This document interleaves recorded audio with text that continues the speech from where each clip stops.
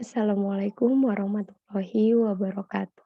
Halo teman-teman semuanya, salam kenal dari saya. Saya Skarsari Nastiti dari kelas 1A, Prodi Teknologi Informasi dengan nomor NPM 213307028. Pada kesempatan yang sangat berharga ini, saya akan menjelaskan sedikit mengenai cloud computing. Terlebih pada penerapan cloud computing pada beberapa bidang, yaitu ada bidang kesehatan, pendidikan, sama transportasi. Baik, langsung saja. Di sini yang pertama kita akan membahas pengertian cloud computing.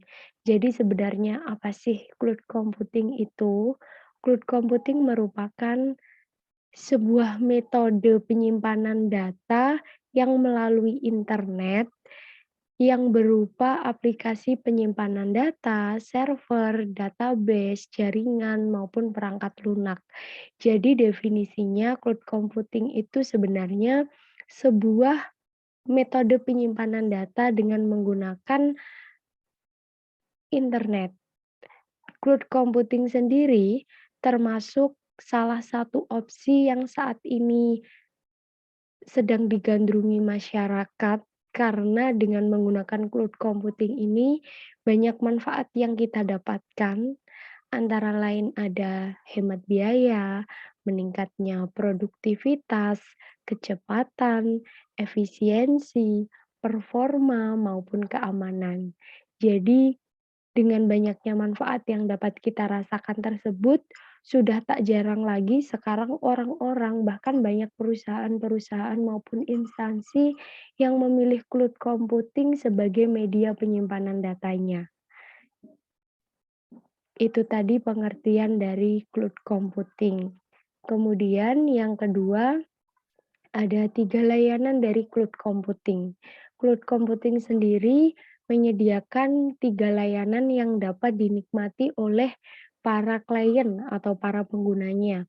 Yang pertama ada SaaS atau singkatan dari Software as a Service. Jadi SaaS merupakan jenis layanan dari cloud computing di mana klien dapat secara langsung menggunakan aplikasi cloud. Dengan kata lain, klien tersebut hanya membutuhkan browser untuk dapat menggunakan aplikasi cloud. Misalnya di sini adalah Google Drive. Pasti sudah banyak yang tahu Google Drive itu apa. Jadi Eee, ketika kita menggunakan Google Drive itu termasuk salah satu layanan dari cloud computing yaitu SaaS atau Software as a Service. Kemudian layanan yang kedua ada PaaS, Platform as a Service. Layanan yang kedua ini merupakan layanan komputasi dan pengembangan aplikasi. Dengan kata lain, klien diberikan kebebasan berekspresi untuk menciptakan suatu aplikasi yang dapat berjalan di atas cloud computing tanpa harus memikirkan pemeliharaan server.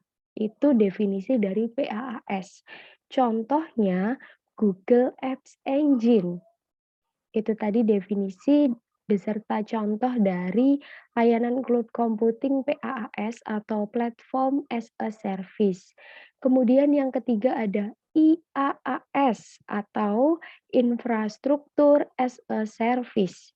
IaaS adalah suatu layanan komputasi infrastruktur yang berupa server, sistem, penyimpanan, bandwidth, maupun data center yang dapat dikonfigurasi sesuai kebutuhan klien. Contohnya Amazon.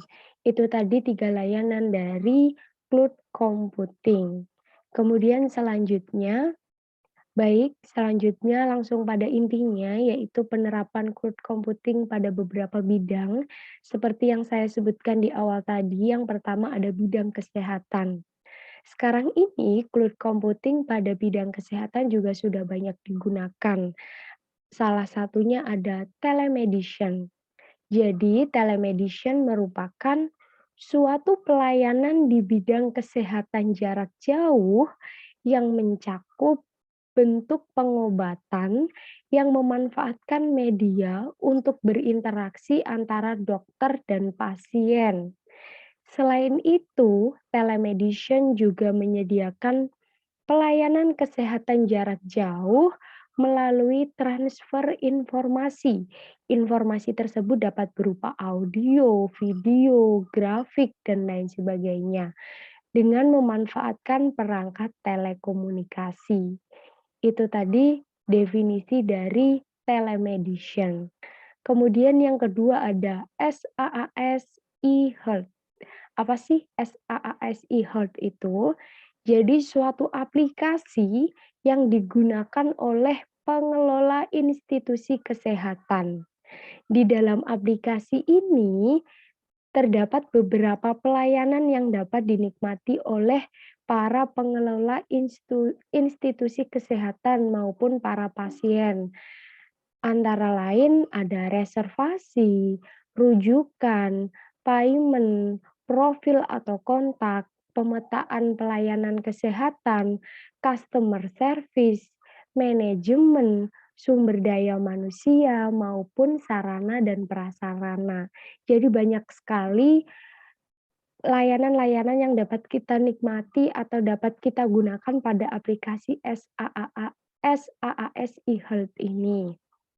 Kemudian yang kedua ada penerapan cloud computing pada bidang pendidikan. Sepertinya pada bidang pendidikan ini cloud computing sudah tidak asing lagi didengar, terlebih pada masa pandemi seperti ini, masa yang mengharuskan bahwa pembelajaran tidak boleh dilakukan secara tatap muka. Jadi, mau tidak mau harus memanfaatkan media sebagai penggantinya. Nah, di sini cloud computing sangat berperan pada kegiatan belajar mengajar tanpa harus tatap muka. Yang pertama ada e-book. Sepertinya hampir seluruh orang, hampir seluruh pelajar mengetahui apa itu e-book. Lembaga-lembaga pendidikan seperti sekolah, kampus, sudah tidak asing lagi dengan aplikasi satu ini, karena dengan menggunakan e-book, kita dapat merasakan keuntungan yang lumayan banyak. Salah satunya, proses belajar mengajar tidak diperlukan lagi yang namanya buku, karena kita cukup mengunduh e-book melalui internet tanpa harus mengeluarkan biaya untuk membeli buku, sehingga ini efisien sekali. Untuk masa pandemi seperti saat ini, kita belajar menggunakan e-book. Kemudian yang kedua ada e-learning. Tidak jauh berbeda dengan e-book, e-learning juga dapat digunakan salah satu alternatif pembelajaran jarak jauh. Nah, e-learning ini biasanya digunakan oleh para dosen dan mahasiswa. Bahkan di Indonesia mungkin hampir seluruh kampus memiliki yang namanya e-learning. E-learning ini dapat memudahkan para mahasiswa untuk mengakses materi yang pastinya jumlahnya banyak di setiap mata kuliahnya. Jadi, e-learning dapat menjadi salah satu opsi mahasiswa untuk pembelajaran tanpa tatap muka atau pembelajaran jarak jauh. Kemudian, masih pada penerapan cloud computing pada bidang pendidikan, yang ketiga ada Zoom dan Google Meet, dua aplikasi yang sudah sangat familiar, yaitu aplikasi komunikasi video yang dapat diakses di beberapa perangkat, bisa pada perangkat seluler maupun desktop, yang biasanya digunakan untuk komunikasi video jarak jauh dengan jumlah peserta yang banyak. Nah, biasanya Zoom dan Google Meet ini digunakan sebagai media pembelajaran tanpa tatap muka karena selain efisien, Zoom dan Google Meet juga dapat mencakup peserta yang lumayan banyak. Jadi banyak kampus maupun sekolah yang memanfaatkan Zoom atau Google Meet saat pembelajaran. Kemudian yang keempat ada Google Apps for Education, beberapa layanan Google yang dapat dinikmati untuk proses belajar mengajar. Yang kedua ada yang pertama ada Google Video. Google Video ini dapat membantu proses belajar mengajar karena para tenaga pendidik hanya perlu merekam apa yang disampaikan, hanya perlu merekam pembelajarannya, kemudian menguploadnya, dan para pelajar dapat mengakses video tersebut kapan saja dan di mana saja selaku itu masih terhubung dengan koneksi internet. Kemudian layanan Google Apps for Education yang kedua ada Google Docs.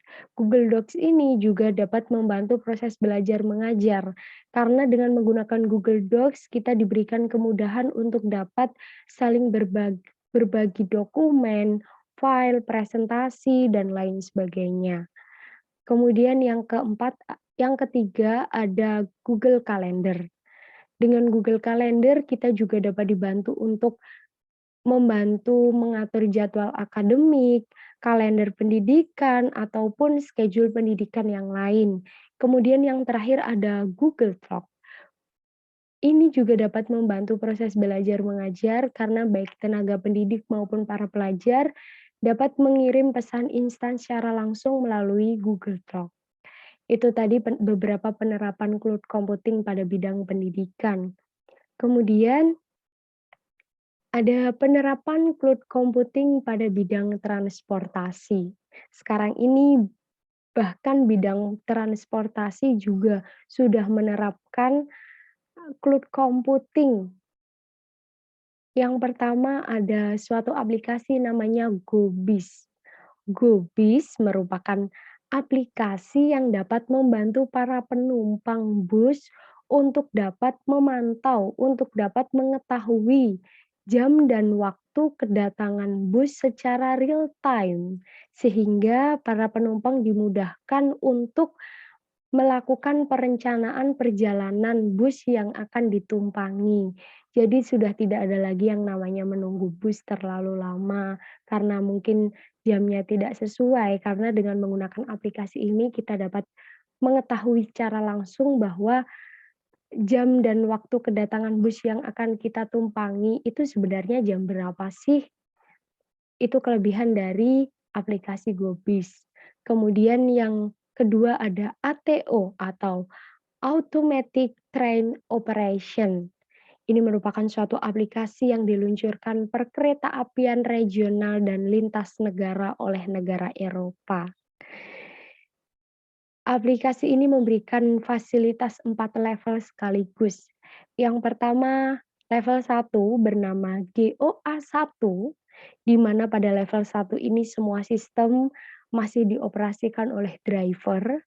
Kemudian pada level kedua ada GOA2, di mana pada level 2 ini sistem operasi kereta, penutupan pintu, dan gangguan tetap dioperasikan driver, namun untuk yang lain sudah berjalan secara otomatis.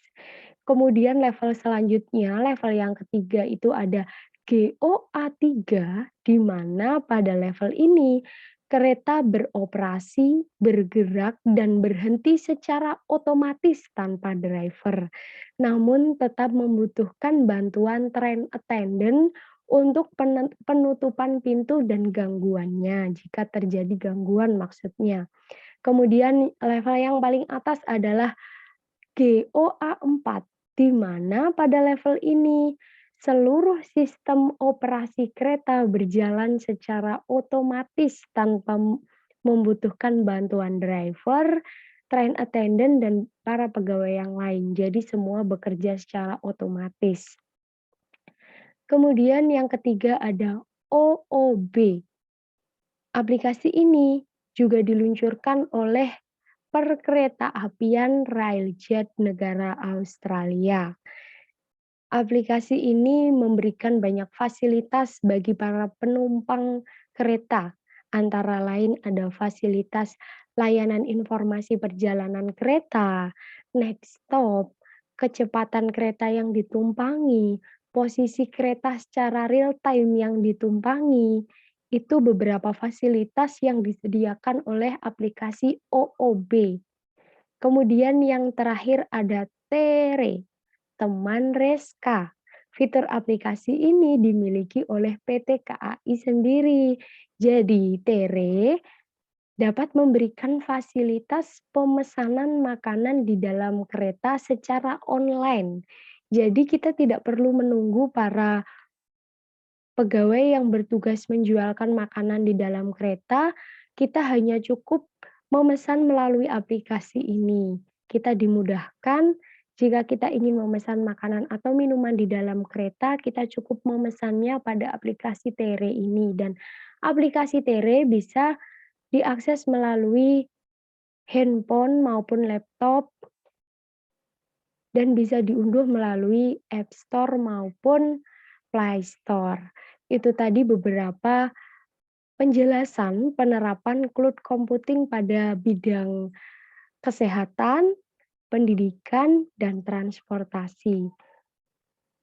Wah, ternyata cloud computing sudah banyak digunakan di banyak bidang, dan selain yang saya sebutkan tadi, penerapan cloud computing juga masih banyak sudah digunakan pada banyak bidang yang lain, jadi kita sangat diuntungkan dengan adanya cloud computing ini. Dan mungkin penjelasan kali ini cukup sekian. Saya menyadari bahwa penjelasan saya masih jauh dari kata sempurna dan jika memang terdapat kesalahan dan kurang tepat dalam saya menjelaskan, mohon dimaafkan dan akan saya jadikan evaluasi ke depannya supaya bisa lebih baik lagi. Cukup sekian dan terima kasih atas perhatiannya. Wassalamualaikum warahmatullahi wabarakatuh. Dadah teman-teman semuanya.